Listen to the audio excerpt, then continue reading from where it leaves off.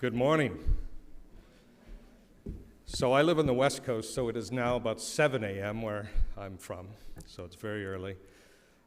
Before I begin with a few remarks, I have to say that when I was up in the hallway and I saw all of you walk by, it made me very proud of you, even though I don't know you. And I realized that you're the same age as my kids. So congratulations, first of all and foremost. This is an amazing day for all of you. How many of you are from the north here? How many are from a small town? It's incredibly important that you never forget where you are from and who your people are. And if the place, many years later, remembers who you are, well, that is indeed a great honor. And so this is a great honor to me.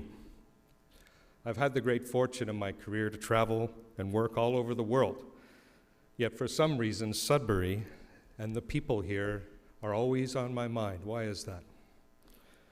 I want to start out by thanking the president and thanking the university, vice chancellor, and all the distinguished people on the stage. Growing up here, Laurentian was a big part of my life. And while I didn't attend the university, I was kind of always here. I spent countless hours on the track and field, running around the trails, around the campus, playing basketball in your gymnasium, and cheering swimmers on who were pretty darn good when I was here in Sudbury. Some of you may remember Alex Bauman, for example. When Alex won gold in 1984 and later when the World Junior Track and Field Championships was here in 1988, we looked to Laurentian for leadership. So thank you, Laurentian University, for being an anchor for a long time in this community.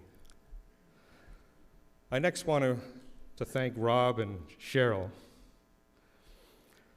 who nominated me for this prestigious recognition, and most importantly are the namesakes and patrons for the School of Architecture in downtown Sudbury, which I didn't have the luxury of attending when I grew up here. And it is amazing what this institution has done. I'm not sure everyone in Sudbury knows just how significant and strategic it was for them to support the school, and how special the School of Architecture is, not just here, but on the national scene of architecture.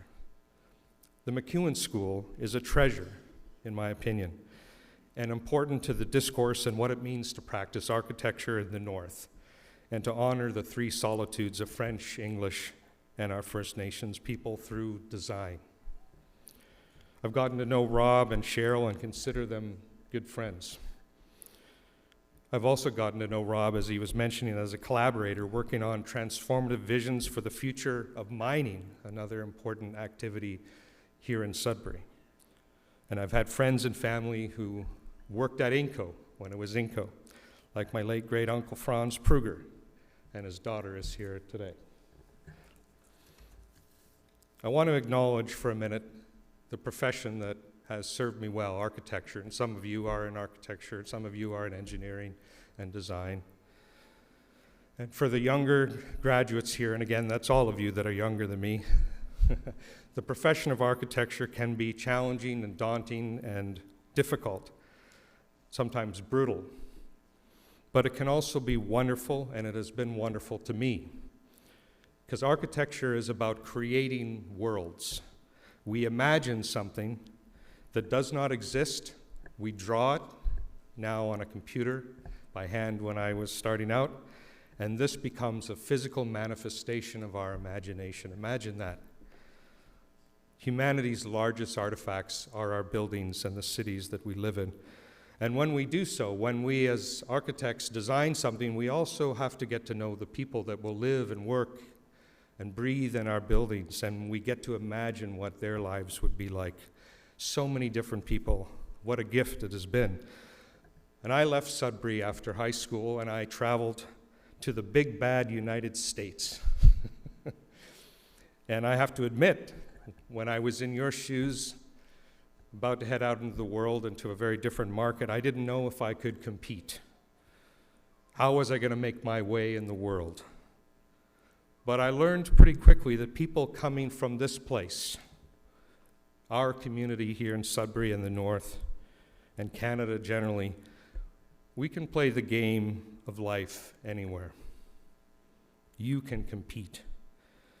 And we can do so with a sense of humor and kindness that is part of being from here. And I think so sorely needed in today's world. Being Canadian is a strength on the global scene. Now, in my career as an architect, I've had the pleasure of working on university facilities in about a dozen US institutions. I've worked with top faculty in physics, chemistry, biology, computer science, engineering, biomedical sciences, and even a school of divinity. And what I've learned through exposure to so many of these institutions was almost like earning multiple doctorates, but this one is more special. Thank you.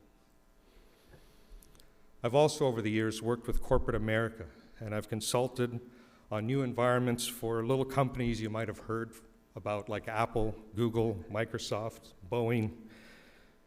I've also worked, of course, with smaller companies of all sizes, and really learned some lessons about the nature of people in any environment. I've worked with tech companies. I've worked with mining companies. I've worked with companies that make beer, very fun. I've worked, and I'm working now, on a chocolate factory. That's also very fun. I've worked with the US government at all levels, very interesting, local, county, and state, and even the federal government of the United States. I've had meetings with US presidents, vice presidents, and multiple US senators. I've worked with First Nations across North America and people of color, including the founders of the Black Lives Matter movement, and people of all social, economic backgrounds and different faith traditions. I've worked with people from barely any income to people that have billions. I've worked with nonprofits you've never heard from and some that you have, and celebrities that you've seen on TV. But they're all just people.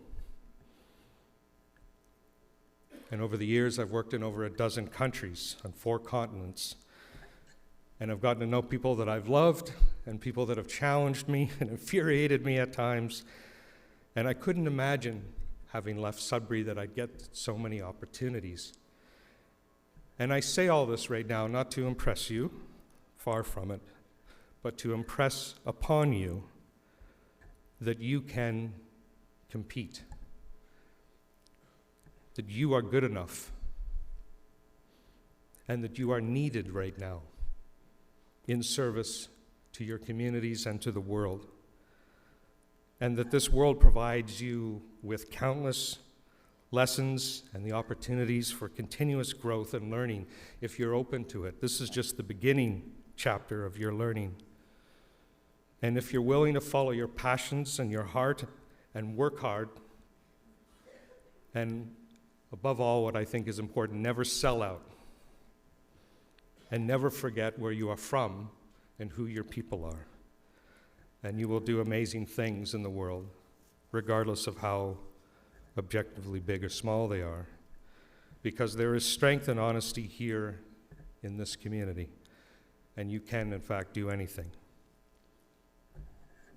Finally, I want to thank my family and friends. First, those that are here, friends of my parents, Tom Shepard, Al and Marie Buckland, my wonderful cousin Kala and Dave, teachers and coaches from the good old days, Lisette Bernier, Peter Hawking, high school friends like Darren and Kathy. Thank you guys for coming. And at home, I'm told that there are people watching, my wonderful, wonderful parents, Sandra and Fred McLennan, who taught me early the value of education. My sisters, Debbie and Melissa, and their wonderful families, who I love. And last but not least, my wonderful kids, Declan, Aiden, Julian, and Rowan. And finally, my wonderful sweetheart, Tracy, who is the most incredible partner to travel through life with, and who has to put up with me, which is a lot. So Tracy, this doctorate is for you as well. So thank you, everyone. and most importantly, congratulations, and go get the world.